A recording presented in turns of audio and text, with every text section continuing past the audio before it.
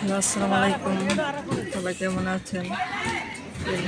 এসেছি বিজয়নগর। বিজয়নগর বাহিরে রাস্তাটা মেন রোড। আমরা যাচ্ছি, ভিতরে যাব।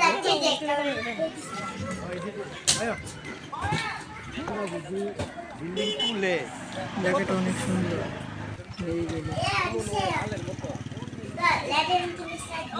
ভিতরে ঢুকলাম, ভিতরে স্পেসটা অনেক সুন্দর।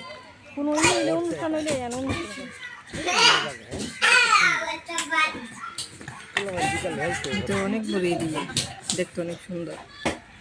আপনাদের কাছে কেমন লেগেছে কমেন্ট করে জানাবেন।